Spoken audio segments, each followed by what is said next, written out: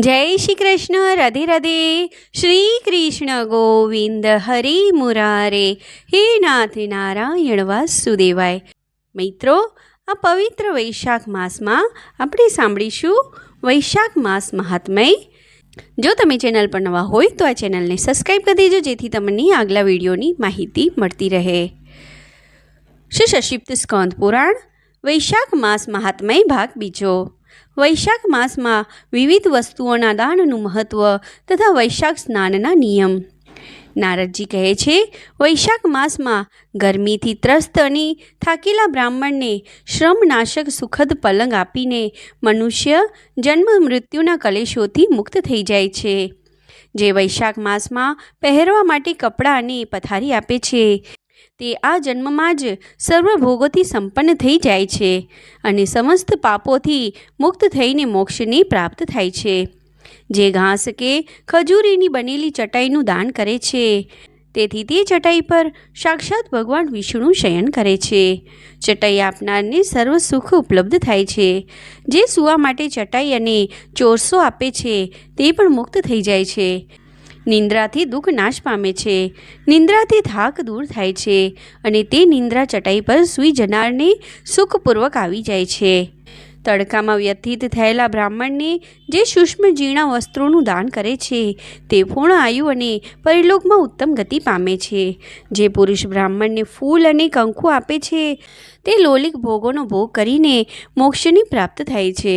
જે ખસ કુશ અને જળથી સુગંધિત ચંદન આપે છે, તે દરેક ભોગોમાં દેવતાઓની સહાયતા પ્રાપ્ત કરે છે તથા તેના પાપ અને દુઃખોનો ક્ષય થઈને પરમાનંદની પ્રાપ્તિ થાય છે।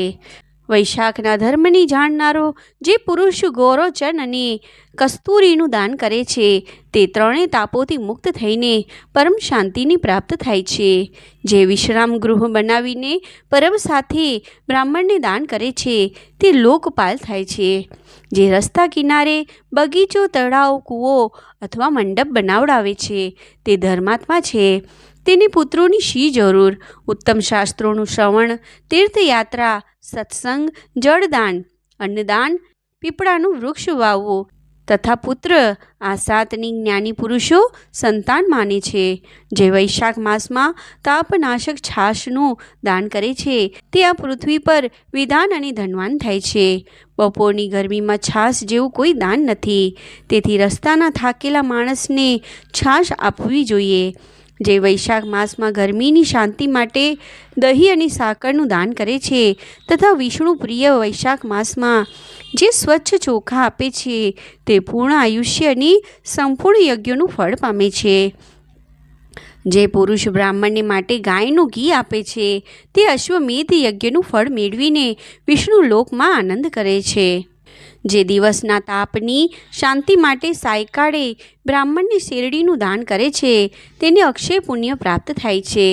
જે વૈશાખ માસમાં સાંજે બ્રાહ્મણ પાસે ફળ અને શરબત આપે છે, તેનાથી તેના પિતૃઓને અમૃત પાનનો અવશ્ય અવસર મળે છે।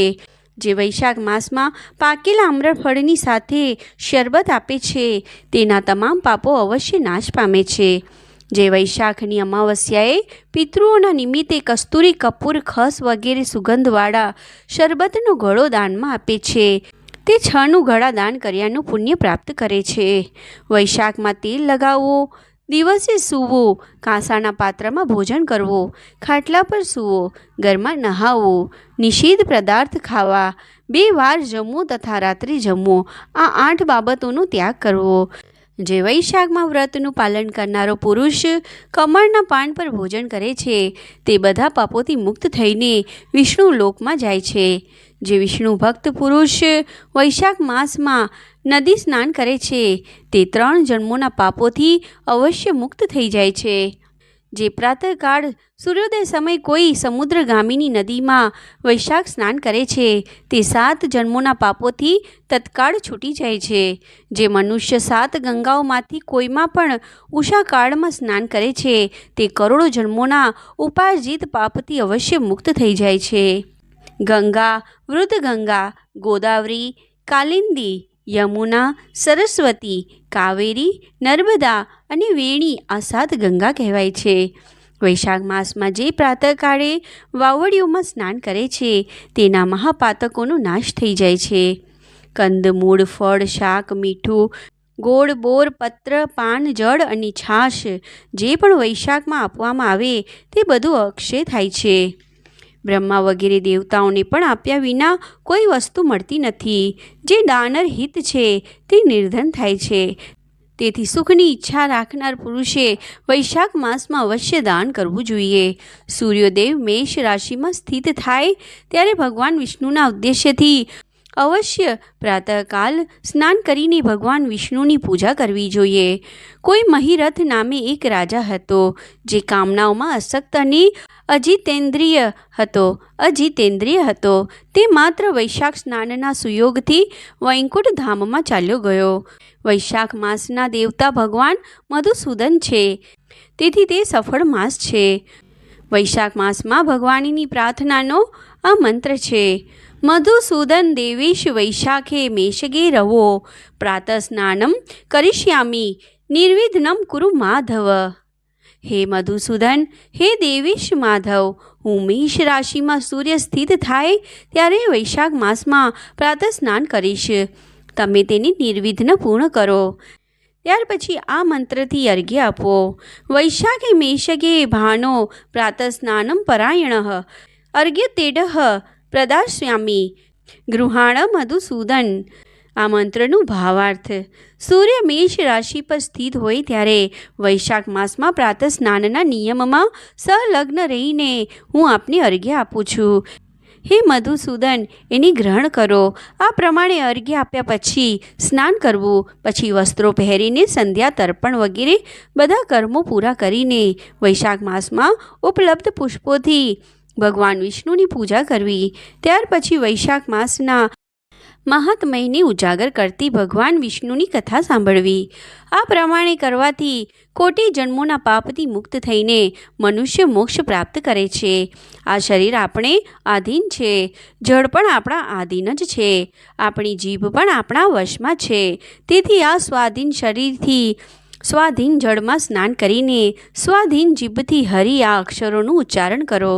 જે વૈશાખ માસમાં તુલસી દળથી ભગવાન વિષ્ણુની પૂજા કરે છે તે વિષ્ણુની સાયુજ્ય મુક્તિ પામે છે.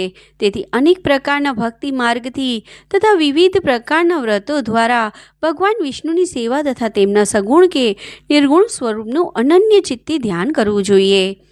જય શ્રી કૃષ્ણ. રાધે રાધે.